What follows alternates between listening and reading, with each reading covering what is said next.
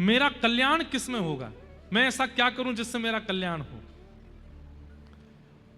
तो आप विचार करेंगे कि अति धन कमाने से कल्याण होगा, तो रावण का नहीं हुआ था। आप विचार करेंगे कि सुंदर पत्नी के होने से कल्याण होगा, मंदोदरी सुंदर भी थी। आप मन में विचार करेंगे कि बहुत ऐश्वर्य, यश और कीर्ति होने से कल्याण होता है। कीर्ति हिरण्यकश्यप और हिरण्याक्ष की तीनों लोकों में थी।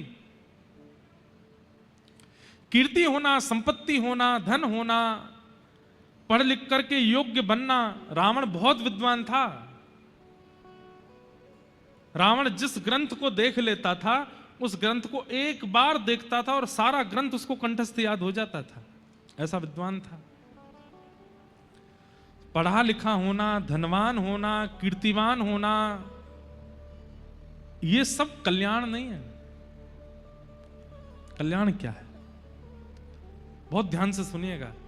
अपनी किसी क्रिया से, अपने जीवन के व्यवहार से, अपने जीवनचर्या से, अपनी दिनचर्या से आप मां के प्रिय तो बन गए, पिता के प्रिय तो बन गए, पत्नी के प्रिय तो बन गए, पति के प्रिय तो बन गए, बच्चों के प्रिय तो बन गए, सबके प्रिय बन गए। लेकिन कल्याण तब होगा जब हरि प्रिय बनोगे, हरि के प्रिय बनोगे। सबको हरि प्रिय हैं, पर हम सब में हरि को 4-5 लोग ही प्रिय होंगे। यहां जितने बैठे हैं, मुझसे लेके पीछे तक, हम हजारों हैं और हम सबको हरि प्रिय हैं, पर हम सब में हरि को कौन प्रिय है, ये गिनती के 4-5 ही होंगे। और 4-5 भी ज्यादा बोल रहा हूं, 1 या 2 ही होंगे इस पूरे पंडाल। और जो हरि का प्रिय है, उसने अपने जीवन का कल्याण कर लिया। फिर तो महाराज पहाड़ से फेंक दो तो भी प्रहलाद नहीं मरेगा, हाथियों से कुचलवा दो तो भी प्रहलाद का बाल बांका नहीं हो सकता, विष का प्याला मीरा को पिला दो तो भी अमृत बन जाएगा, सूरदास के नेत्र छीन लो तब भी वो पूरे विश्व को दिखा देगा, कालिदास की जीभ काट दो फिर भी उसके छंद, उसकी वाणी पूरे विश्व को ज्ञान दे देगी। क्यों? क्योंकि वो हरि प्रिय बन गए, हरि के प्रिय। हमारे आचार्य चरण, जिस परंपरा में हमारी दीक्षा है, श्रीमद रामानुजाचार्य जी महाराज, वो कैसे हरिप्रिय थे। आज जो माताएं यहां पर नृत्य कर रही थी कथा के प्रारंभ में, उसमें जो पद गाया गया, वैसे तो वो बहुत प्रसिद्ध पद है, हेरी सखी मंगल गाओ री, धरती अंबर सजाओ री। वो पद भक्तमाल कथा में गाया गया था। क्यों गाया गया था पता है? हमेशा उस पद का गायन कब होता है? जब घर पर गुरु आते हैं, जब घर पर ठाकुर जी आते हैं, तो घर के लोग उस पद को गाते हैं। पर आप आश्चर्य करेंगे, वो पद हमने कथा में पता किन के भाव से गाया? आचार्य चरण, भक्त आया है तब ठाकुर जी गा रहे हैं, हेरी सखी मंगल गाओ रे, धरती अंबर। कथा बहुत सुंदर है कि दक्षिण भारत में एक स्थान है जिसका नाम है श्रीरंगम। क्या नाम है? पीलू। श्रीरंगम। श्रीरंगम में भगवान पौढ़ानाथ विराजमान है, ऐसे शेष शैया पर पौड़े हैं। और वहां एक आचार्य चरण विराजते थे जिनका नाम था श्री यामुनाचार्य जी। क्या नाम था? यामुनाचार्य। और दक्षिण में एक स्थान है कांचीपुरम, वहां कांचीपुरम में विराजमान थे श्री रामानुजाचार्य। तो व्यास मंच पर भागवत जी के नीचे आप लोग तिलक का दर्शन कर रहे हो ना, ये रामानुजाचार्य जी का तिलक है। तो रामानुजाचार्य जी के मन में आया कि मैं यामुनाचार्य जी से दीक्षा ले लूं। और उसी समय यामुनाचार्य जी के मन में आया कि अब मैं वृद्ध हो गया हूं, मेरे बाद इस गद्दी पर बैठने का अधिकारी कांचीपुरम में विराजमान रामानुजाचार्य है, क्यों ना मैं उनको बुला करके गद्दी पर बैठा दूं। लेकिन इस बात को जब ठाकुर जी ने सुना कि यामुनाचार्य जी और रामानुजाचार्य ये दोनों मिलने वाले हैं, गुरु दीक्षा देने वाले हैं और ये उनके शिष्य बनने वाले हैं, तो ठाकुर जी को चिंता हो गई। क्यों? बोले भैया अगर ये दोनों आचार्य मिल गए तो पूरी पृथ्वी का कल्याण करके, उद्धार करके सबको वैकुंठ पहुंचा देंगे और फिर पृथ्वी पर कोई बचेगा नहीं जन्म लेने के लिए। ये पृथ्वी केवल समुद्र और पेड़ पौधों से ही घूमती रहेगी अकेली, इस पर मानव तो बचेंगे ही नहीं। और केवल मानव नहीं, ये जीवात्माओं का भी कल्याण कर देंगे, ये पशु पक्षियों का भी कल्याण कर देंगे, क्योंकि दोनों में भक्ति की ऐसी स्थिति है, ये जहां जाएंगे वहां कल्याण करते चले जाएंगे। और अगर ये दोनों मिल गए, पूरे विश्व का कल्याण हो गया, तो फिर धरती कैसे चलेगी? इसलिए ठाकुर जी ने विचार किया, इन दोनों का मिलन होना नहीं चाहिए। सोचो, ठाकुर जी कह रहे हैं ये दो भक्त मिल ना जाएं, क्योंकि ये दोनों मिल गए तो पूरी पृथ्वी का वैकुंठ गमन करा देंगे, सबका कल्याण कर देंगे। तो यामुनाचार्य जी गए, ठाकुर जी पौढ़ानाथ रंगनाथ भगवान के पास जाकर के बोले, भगवान आपने मुझे स्मरण किया। तब ठाकुर जी बोले, यामुनाचार्य जी अब मुझे आपकी बहुत याद आ रही है, अब आप एक काम करो। बोले क्या? धराधाम छोड़ करके वैकुंठ आ जाओ मेरे पास। तो यामुनाचार्य जी बोले, भगवान अभी मेरे को रोग लगा है, रोग ठीक हो जाए, बिल्कुल स्वस्थ हो जाए, फिर मैं वैकुंठ आ जाऊंगा। वो नहीं, अब मुझसे रहा नहीं जा रहा, अब तुम जल्दी आओ मेरे पास। क्योंकि ठाकुर जी चाह रहे हैं कि रामानुजाचार्य आए उससे पहले ये वैकुंठ आ जाएं। तो यामुनाचार्य जी बोले, मेरे कुछ काम रह गए, उसके लिए कुछ समय मिल जाएगा? ठाकुर जी बोले, कितना समय चाहिए? तो यामुनाचार्य जी बोले, केवल 8 दिन का समय दे दो। ठाकुर जी बोले, 8 दिन में तो रामानुजाचार्य जी नहीं आ पाएंगे, 8 दिन मांग रहे हैं, दे देते हैं। तो ठीक है, 8 दिन में आप वैकुंठ आ जाना। यामुनाचार्य जी बोले, ठीक है। ध्यान से सुनिएगा, बहुत सुंदर लीला है। ठाकुर जी चतुर हैं, पर भक्त चतुर शिरोमणि होते हैं। भक्त जो है ना, वो संसार के सामने तो बहुत सीधा होता है, पर ठाकुर जी के आगे चतुर बन जाता है। ठाकुर जी की चतुराई नहीं चलती भक्तों के आगे। तो यामुनाचार्य जी बोले, 8 दिन का समय दे दो।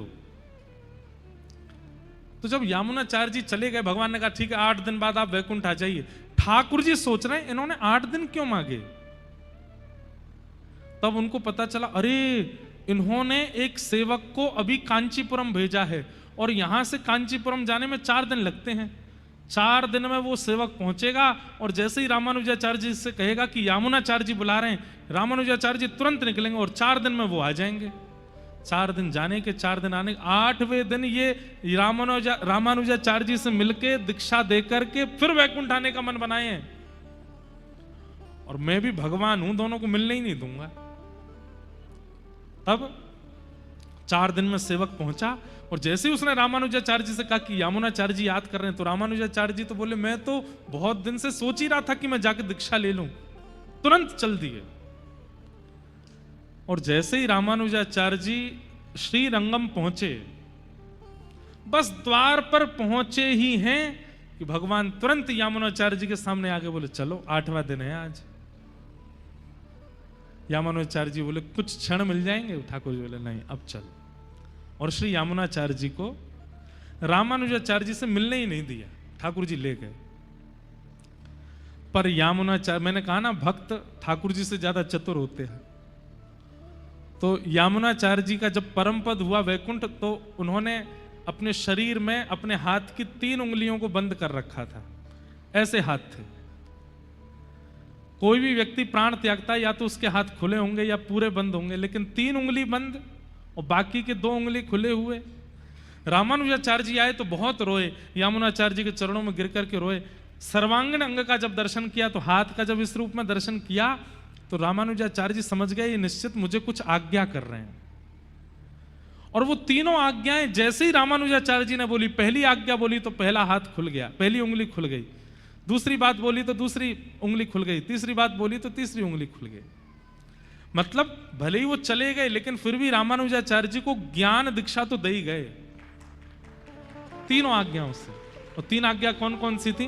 पहली आज्ञा थी, रामानुजाचार्य जी बोले, गुरुदेव आप चाहते हैं कि मैं श्री भाष्य की रचना करूं?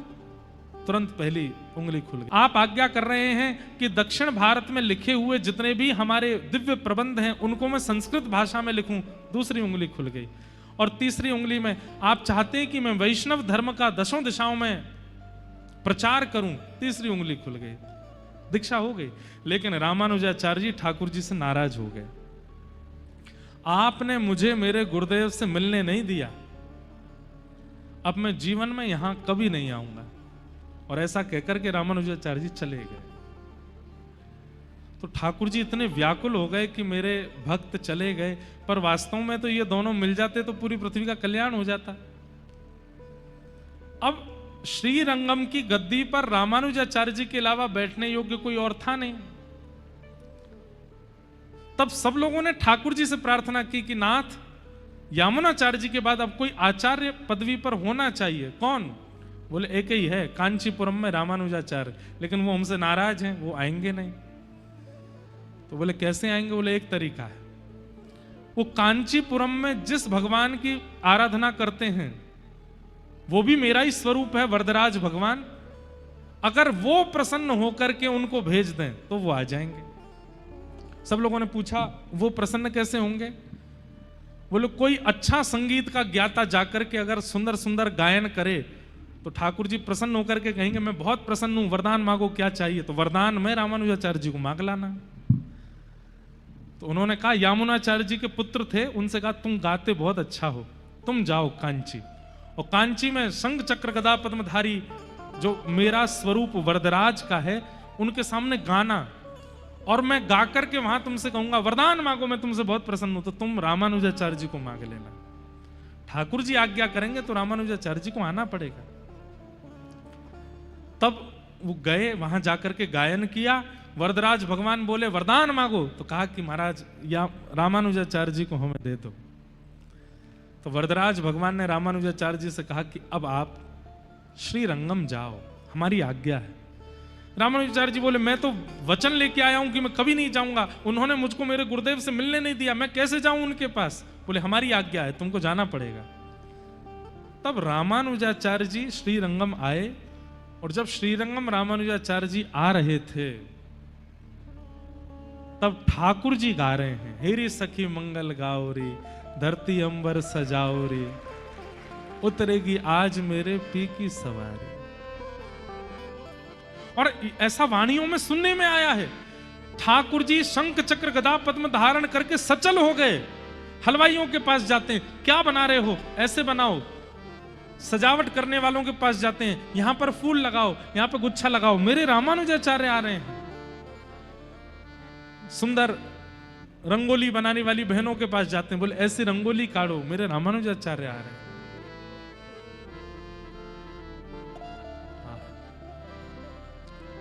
ये पूरी कथा मैंने क्यों सुनाई?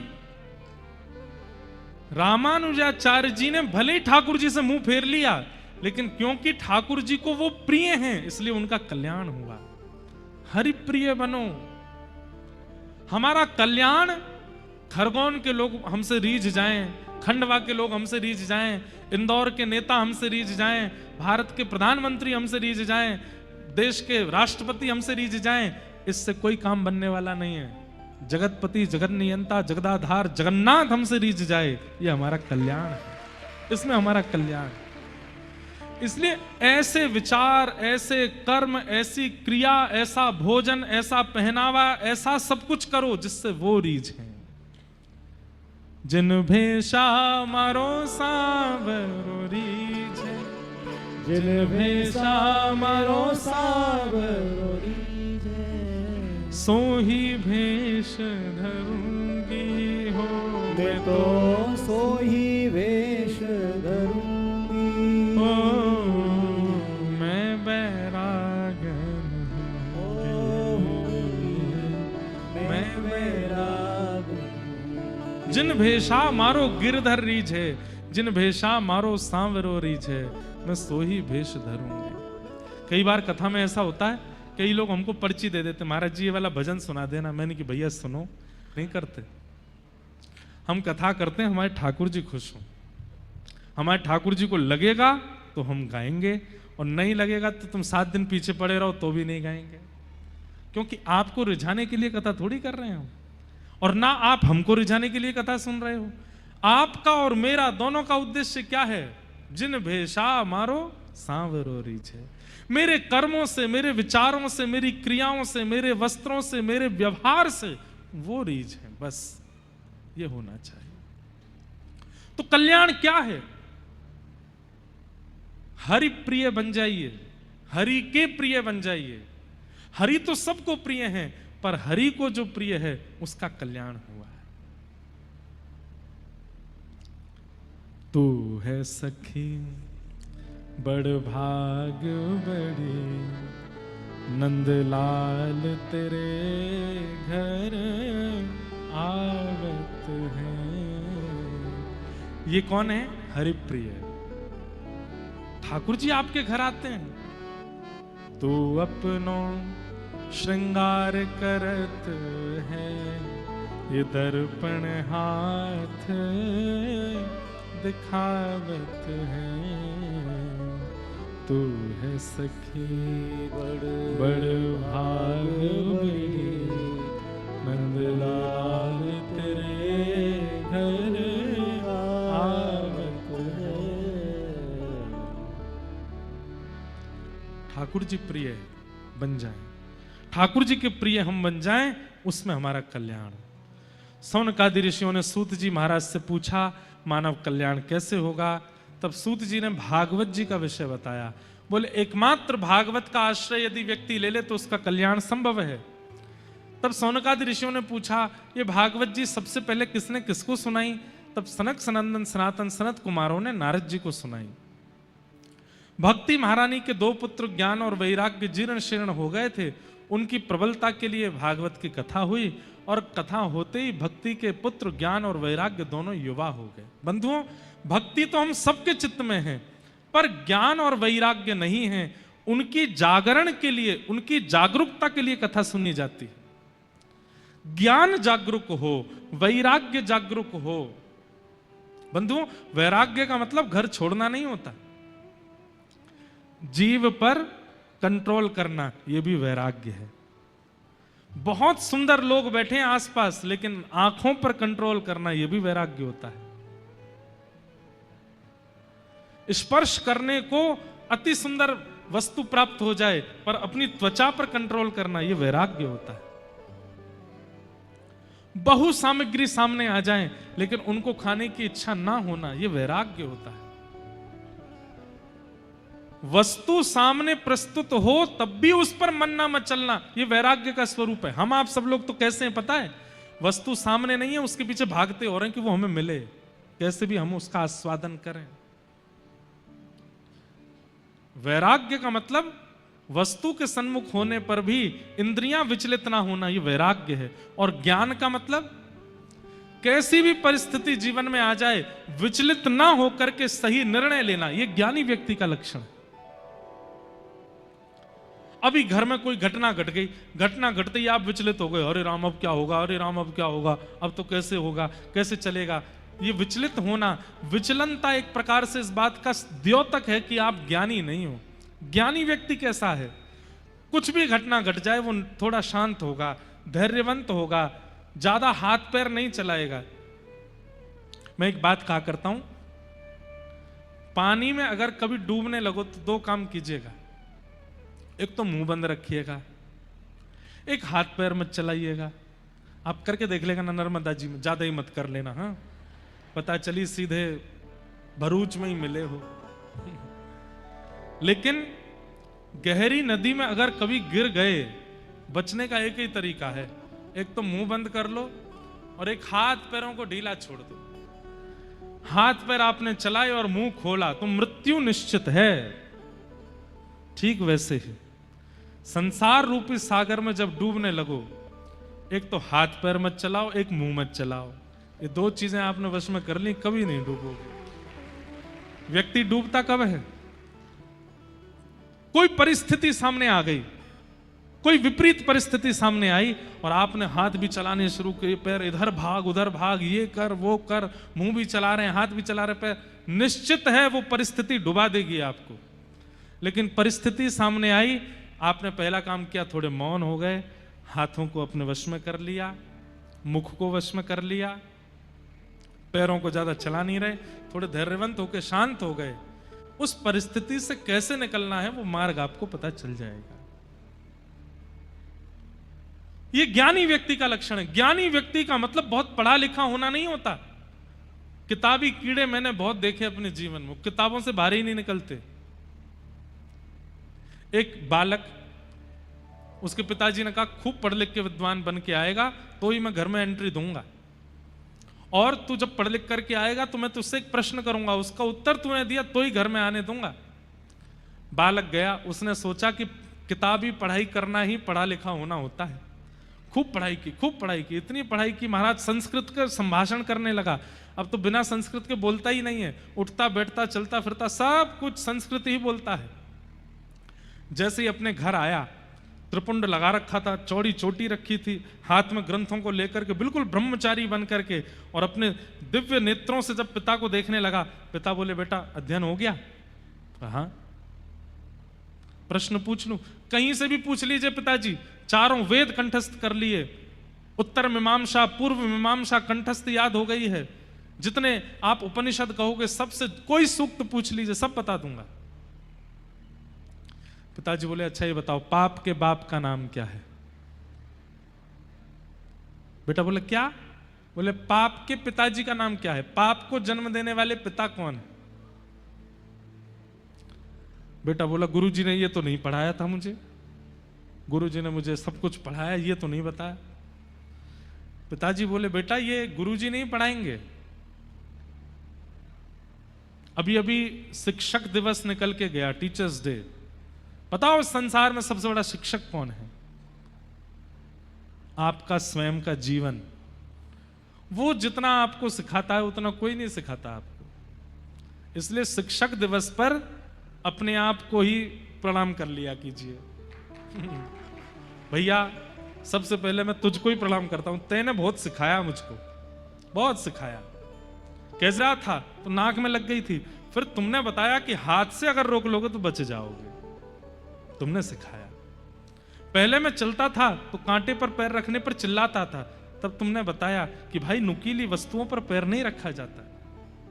पहले मैं मीठे बोलने वाले हर व्यक्ति को मित्र बना लेता था, लेकिन तुमने बाद में मुझे सिखा दिया कि हर मीठा बोलने वाला व्यक्ति अच्छा नहीं होता। कई बार अति भक्ति चोरे लक्षण, कई बार बहुत मीठा शुगर कर देता है। व्यक्ति को गंभीर बीमारियों से प्राण नहीं त्यागने पड़ते, शुगर से जरूर प्राण चले जाते हैं उसके। और ले लो मीठा। भैया जीवन में कभी कभी नीम गिलोय भी होनी चाहिए। ऐसे ही गुलाब जामुन रसगुल्ला जैसे लोगों को ही मित्र मत बनाओ, कभी कभी नीम गिलोय को भी संग रखा करो। कभी कभी ये कड़वाहट प्रकट करने वाले करेला आदियों को भी जीवन में स्थान दो, ब्लड साफ करता है करेला। ऐसे ही साथ में जो लोग रहते हैं ना, सब मीठे ही मीठे मीठे ही मीठे मीठे ही मीठे लोग रख लोगे ना, बहुत बड़ी दिक्कत हो जाएगी। इसलिए जो थोड़े कर्कश हैं, थोड़े से कठिन हैं, थोड़े से सत्यवादी हैं, थोड़े से नियम से रहने वाले, ऐसे लोगों को भी जीवन में रखिए, उसी से कल्याण होगा। और एक बात बताऊं, कर्कश लोग यदि साथ में है तो कितना भी मीठा खा लो, दिक्कत नहीं होगी। लेकिन कर्कशों से दूर भागते हो, केवल मीठों के पास रहते हो तो दिक्कत है। अब ये ज्ञान है, ये ज्ञान कौन देता है? जीवन देता है। तो ज्ञानी होने का मतलब पढ़ा लिखा होना नहीं होता। परिस्थिति को पहचानने वाला धैर्यवान व्यक्ति को ज्ञानी कहते हैं। और ये ज्ञान और वैराग्य दोनों भक्ति के पुत्र हैं, और इन दोनों को श्रीमद् भागवत की कथा प्रकट करती है। जो भागवत जी का आश्रय लेता है उसका ज्ञान भी प्रकट होता है, उसका वैराग्य भी प्रकट होता है। बुरा नहीं मानिएगा, हमें पता नहीं क्यों ऐसा हो गया, कथा करते करते अब लोग हमसे मिलते हैं तो उनके व्यवहार विचार और शब्द से ही हम पहचान जाते हैं कि ये कैसे हैं। पहचान करके हम दूरी नहीं बनाते, पर हां कितना नजदीक जाना है ये पता चल जाता है।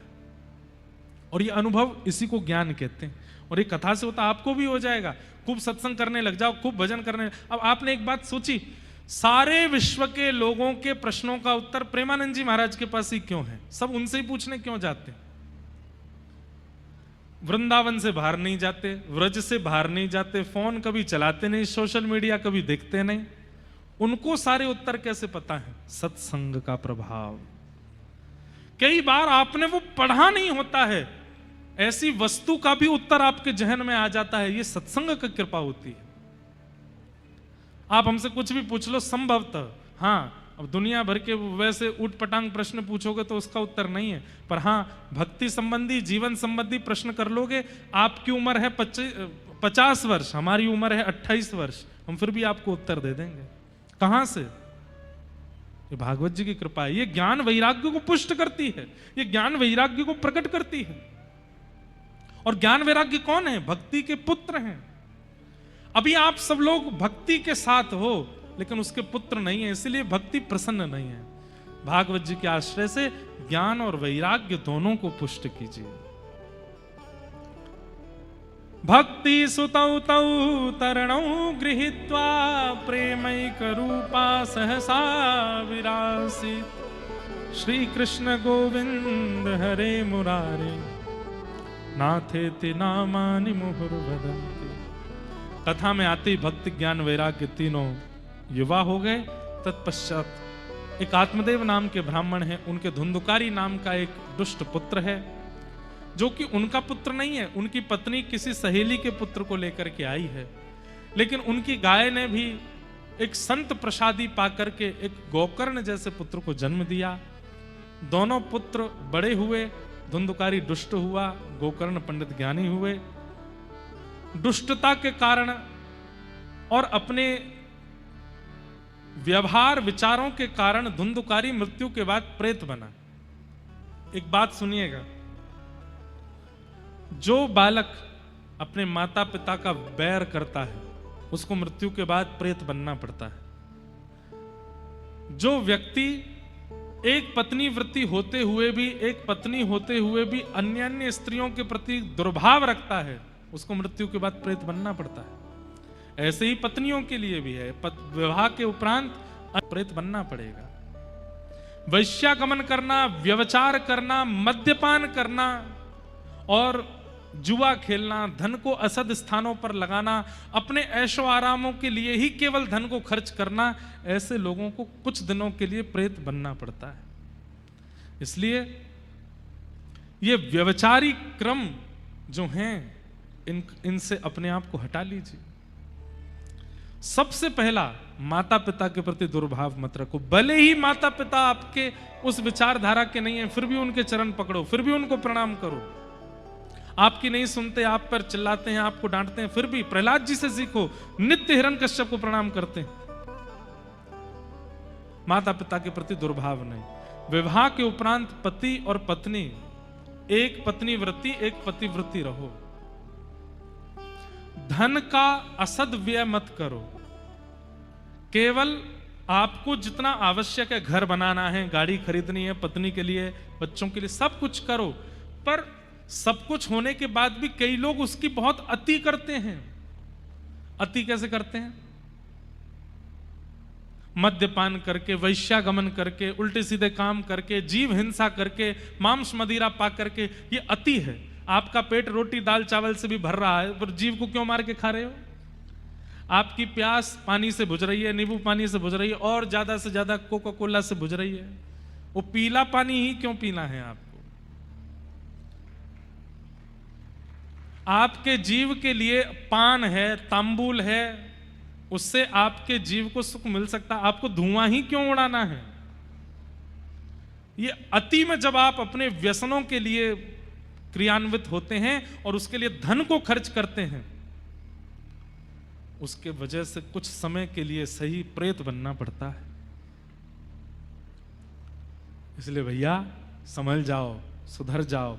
जितना आवश्यक उतना कीजिए। उससे अतीत में धन बहुत ही ज्यादा बढ़ गया है, कुछ एंजॉय करना है, मुझ पर करोड़ों हो गए हैं, रात में कुछ नाचने गाने वाले कुछ बुला लीजिए, उनके साथ गाएंगे, नाचेंगे, कुछ पिएंगे। अरे पैसा ज्यादा बढ़ गया, कथा कराओ, पंडाल लगाओ, पूरे नगर को आमंत्रित करो।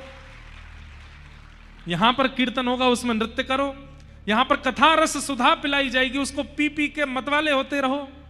और भोजन सबको कराओ, प्रसाद बांटो, धुआंधार आनंद करो। लेकिन धन बढ़ने पर जब व्यसनों के प्रति हमारी आसक्ति बढ़ती है, तो बंधुओं, व्यसन भोगने वाला व्यक्ति धन का असद व्यय करने के अपराध में उसको कुछ समय के लिए प्रेत योनि में जाना पड़ता है। धुंधुकारी ने तो सब अतीत में किया, इसलिए महाप्रेत बना। गया जी में श्राद्ध करने के बाद भी प्रेत योनि से मुक्त नहीं हुआ। तब सूर्य भगवान ने आज्ञा करते हुए धुंधुकारी गोकर्ण जी महाराज से कहा, बोले भागवत की कथा कराओ, कितना भी महाप्रेत क्यों ना बना हो, भागवत की कथा सुनते ही मुक्त हो जाएगा। तब भागवत की कथा हुई और श्रीमद् भागवत की कथा होते ही धुंधुकारी अपने प्रेत योनि से मुक्त होकर के भगवत धाम को प्रस्थान कर गया। बोलो भागवत महापुराण की। इस प्रकार भागवत जी का महत्व सुनाया। ये भक्ति ज्ञान वैराग्य को प्रकट करती हैं और कितनी भी जीवित लोगों के भक्ति ज्ञान वैराग्य को प्रकट करती हैं। और आप एक बात सुनिएगा, जितने लोग दिख रहे हैं इतने ही कथा में बैठे हैं ऐसा नहीं। श्रीमद् भागवत जी की पोथी विराजमान होती, कई दिव्य आत्माएं यहां भटकती हैं और 7 दिन में उनका भी कल्याण होता है। वे भी सब यहां से प्रस्थान करती हैं, एक एक करके यहां से विजय करती हैं। इसलिए वक्ता को बड़े नियम से रहना पड़ता है। नियम संयम का वो पालन नहीं करेगा तो इनमें से कोई ऊपर चढ़ जाएगा। इसलिए भागवत सबका कल्याण करती है, समहिता है। जीवित लोगों को भक्ति ज्ञान वैराग्य देकर के कल्याण करती है और जीवित अवस्था में जितने गलत काम किए फिर भी मर गया, मृत्यु को प्राप्त हो गया, प्रेत बन गया, उसको प्रेत योनि से भी मुक्त करती है। ऐसी भागवत जी को हम बारंबार प्रणाम करते हैं। इसलिए भैया कई लोगों के मन में आ गया होगा, मरने के बाद उद्धार कर तो देंगे ही, घर वालों से बोल जाएंगे हमारे निमित्त कथा करा देना, ऐशो आराम भोगने में क्यों कमी छोड़े, खूब भोग लेते हैं, प्रेत बनेंगे तो बनेंगे, कथा हो जाएगी, मुक्त हो जाएंगे। लेकिन एक बात सुनिएगा, जैसे कोई व्यक्ति क्लास में अटेंड नहीं हुआ हो और वो पेपर के समय क्लास टेस्ट जब होता है तो टीचर सबका टेस्ट लेता है और एक बच्चा खड़े होकर बोले मैम जब आपने ये पढ़ाया था उस दिन मैं आया नहीं था, तो टीचर क्या कहती है, अच्छा ठीक है तुम टेस्ट मत दो, तुम बैठे रहो चुपचाप। लेकिन जितने लोग पिछली क्लास में आ चुके हैं उनको तो टेस्ट देना पड़ेगा ना। इसका मतलब मुझसे लेके पीछे तक जितने लोग यहां बैठे हैं जो इस बात को सुन चुके हैं, अगर वे अब विचार करेंगे कि हम तो भोग लेते हैं, प्रेत बनेंगे तो फिर उसके बाद में कथा करा लेंगे घर वाले, तब मुक्त नहीं हो पाओगे।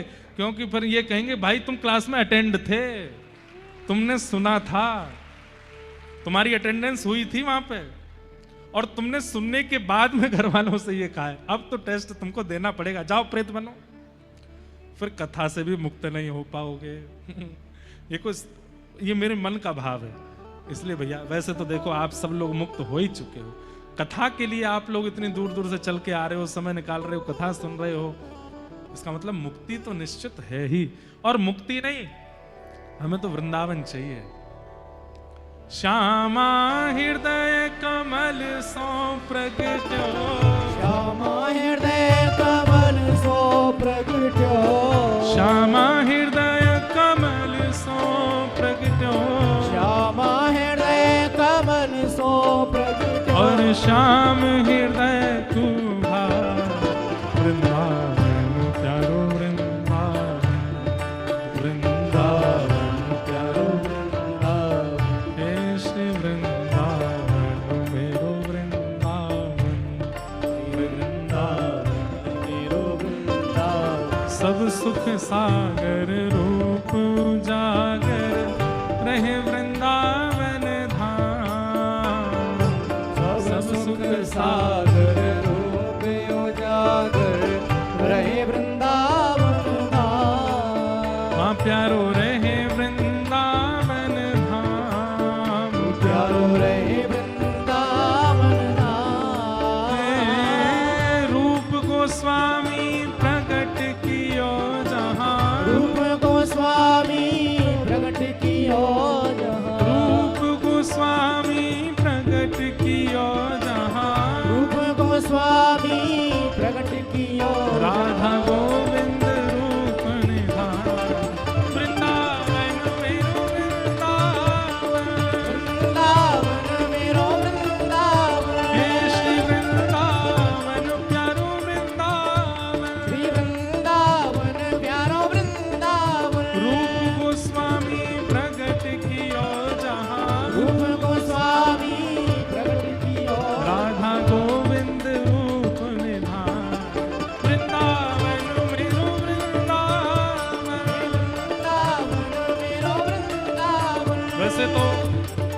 लगभग सबको पता ही है कि इस पद में हमारे वृंदावन के 7 ठाकुरों को प्रणाम किया गया है, पर जिनको नहीं पता उनको बता दें, हमारे वृंदावन के सप्तनिधियों को इन पदों में प्रणाम किया गया। पहले ठाकुर हमारे वृंदावन के कौन? श्री गोविंद देव जी।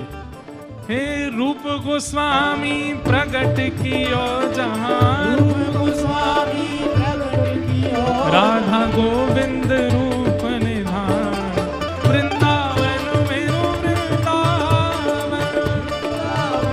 करताल बजा के गाओ, हे श्री वृंदावन मेरो वृंदावन, वृंदावन मेरो वृंदावन। विहरत निस दिन कुंज गलिन में, ब्रज जन मन सुख धाम। विहरत निस दिन कुंज गलिन में, ब्रज जन मन सुख धाम। हे प्यारो ब्रज जन मन सुख धाम, प्यारो ब्रज जन मन सुख धाम। हे मदन मोहन को रूप निरख के, मदन मोहन को रूप निरख के, मदन मोहन को रूप निरख के, मदन मोहन को रूप निरख हे के। सनातन बल बल जा, वृंदावन मेरो वृंदावन, वृंदावन मेरो वृंदावन। हे श्री वृंदावन प्यारो वृंदावन, वृंदावन प्यारो वृंदावन। मदन मोहन को रूप निरख के, मदन मोहन को रूप निरख के। सनातन बल बल जा, वृंदावन मेरो वृंदावन, वृंदावन मेरो वृंदावन। हे श्री वृंदावन प्यारो वृंदावन। वृंदावन प्यारो वृंदावन। गोपी ग्वाल सब ही और धारे, प्यारो गोपी नाथ। गोपी ग्वाल सब ही और तारे प्यारो गोपीनाथ। ओ मेरो प्यारो गोपी नाथ, मेरो प्यारो गोपीनाथ। ओ बड़ो प्यारो गोपी नाथ, बड़ो प्यारो गोपीनाथ। हे मधु पंडित जिन कंठ लगायो, मधु पंडित, पंडित जिन कंठ लगायो, मधु पंडित जिन कंठ लगायो। मन पंडित जिन भुजा उठा के लगायो। और है रही जय जयकार, वृंदावन प्यारो वृंदावन, वृंदावन प्यारो वृंदावन। हे श्री वृंदावन मेरो वृंदावन। वृंदावन प्यारो वृंदावन। मधु पंडित जिन कंठ लगायो, मधु पंडित जिन कंठ लगायो। और है रही जय जयकार, वृंदावन मेरो वृंदावन। वृंदावन मेरो वृंदावन। हे श्री वृंदावन प्यारो वृंदावन। वृंदावन प्यारो वृंदावन। हे श्री गोपाल भट्ट झुकी हृदय वेदना, प्रगट्यो शालिग्राम। गोपाल भट्ट झुकी हृदय वेदना प्रगट्यो शालिग्राम। हे रूप सुधा को खान हमारो, रूप सुधा को खान हमारो। रूप सुधा को खान हमारो। रूप सुधा को खान हमारो। ओ श्री राधा रमण दुलार, वृंदावन प्यारो वृंदावन। वृंदावन प्यारो वृंदावन। हे श्री वृंदावन मेरो वृंदावन। वृंदावन मेरो ओ जय जय राधा रमण प्यारो राधा रमण। राधा रमण प्यारो राधा देखो, अब आरती के लिए सबको खड़ा होना ही है, तो एक बार में है ही जाओ और भुजा उठा करके सब लोग गाओ, जय जय राधा रमण प्यारो राधा रमण। राधा रमण प्यारो राधा रमण। जय जय राधा रमण प्यारो राधा रमण। राधा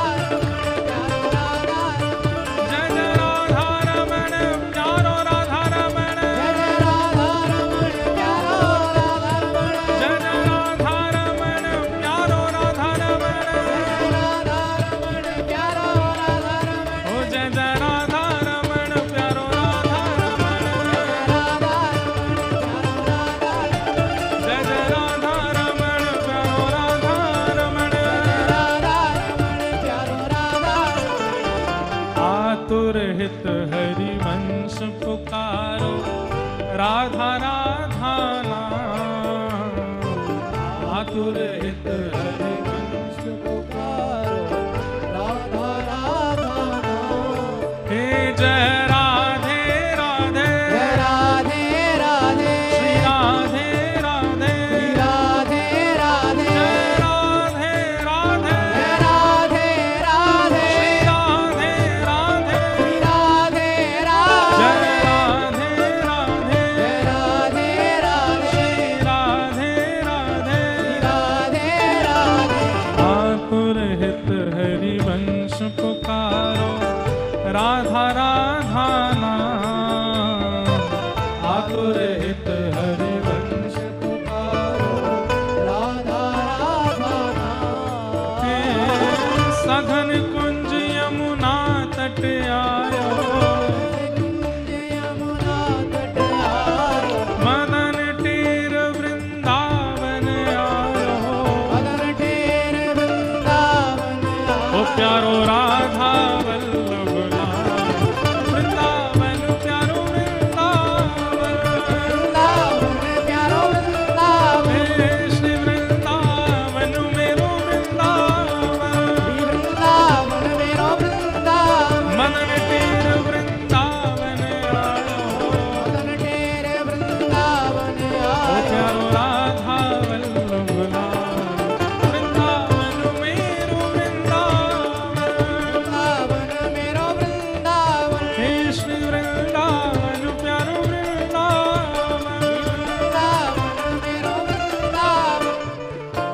ओ जिनकी कृपा से यह रस प्रगट्यो, वृंदावन अभिराम। जिनकी कृपा कृपा से यह रस प्रगट्यो, वृंदावन अभिराम। के सप्तनी